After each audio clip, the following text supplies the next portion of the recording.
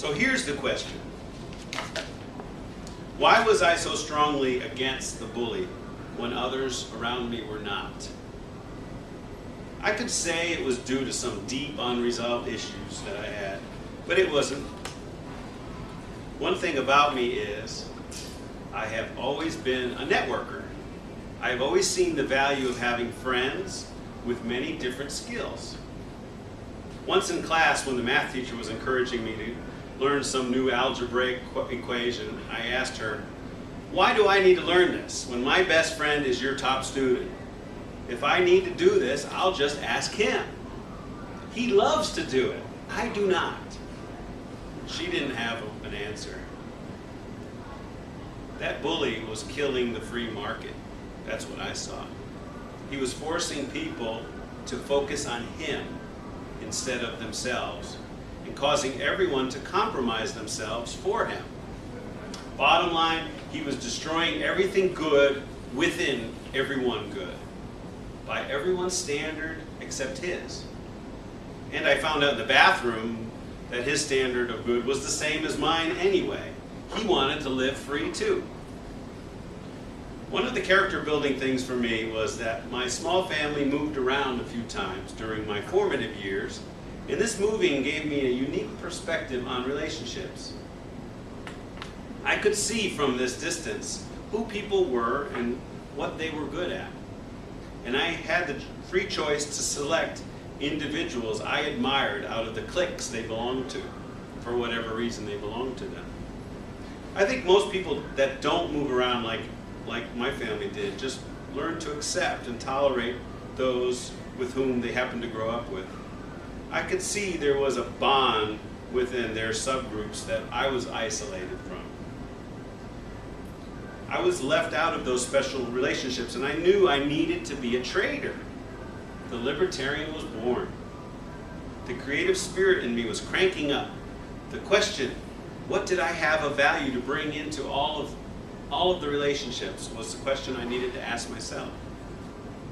This is another reason I respect free choice. I need all the choices in order to create the solutions and the values I need to trade with. These free choices drive our system. Those bullies who would have our choices limited do so not because it's good for us, but because it feels good for them. They feel rotten and blame those who don't feel rotten. They need us to value only them all the time. This is how they get paid, how they get attention, how they find some perverted form of respect. Our fear is the dollars that they trade in. This is how to recognize a latent bully. They first create fear, and then they stand up to cash that check. Those whom create fear, and then we willingly grant them power to protect us, we call them politicians sometimes. And they never deliver us from the fear ultimately. Just a few minutes of a feeling of peace is enough for us. We can see this principle each day. In the past week's compromises with terrorists over the Koran burning day, for example, our leaders pleaded with that preacher in Florida not to do it because the terrorist might harm us. We are letting the bullies run our lives. Yes, burning books is stupid, but leaders who use fear to grab more power over us are worse than the terrorists. And we let them take all of our milk money. It is the price we must pay for peace, we tell ourselves each time, as we bury our heads deeper in denial each time.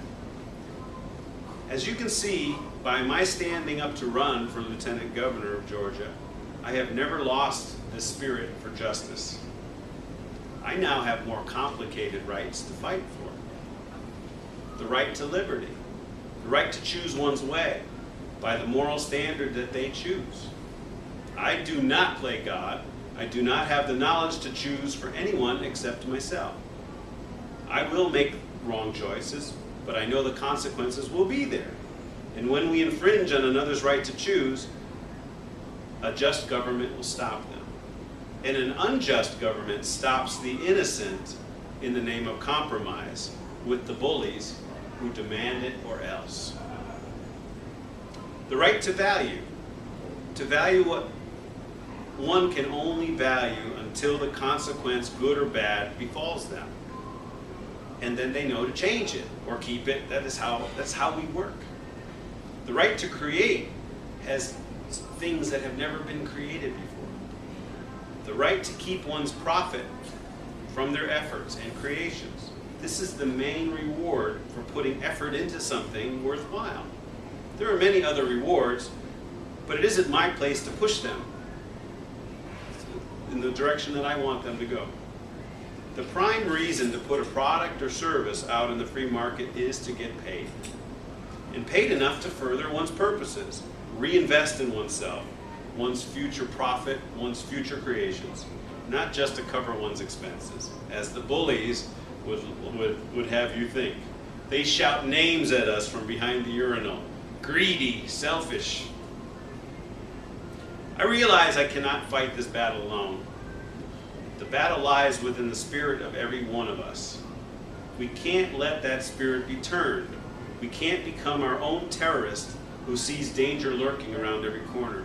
We can't continue to sanction an ever abusive government that continues to abuse, manipulate, and destroy us as creators, as humans. Force and arbitrary regulations hold our creative spirits hostage. Due to this hostage take, we are voraciously seeking the only available freedom left in our minds, in our fantasy. Our only interest seems to be escapism. As some of you already know, I have some pretty incredible books in my waiting room at my office. And then I also have People magazine. Which do you think is the most common choice? We can see how this affects us. The desire to escape reality. We watch TV, movies to get away from our accepted enslavement. We read more fiction than facts. Our children wear headphones all day. They talk on cell phones about nothing in particular. There are dozens of sport games on in every restaurant. The art of conversation is gone. We as people have every distraction available to us to run away from this boring reality. We aren't even allowed to talk about it. Political correctness holds our minds hostage. The creative spirit is becoming foreign to us. We push it on our kids. Our little kids become creating machines, churning out all kinds of projects for us so that we can hang them on our refrigerators. This is why I helped create Held High Torch. I see the creative spirit as the key to it all.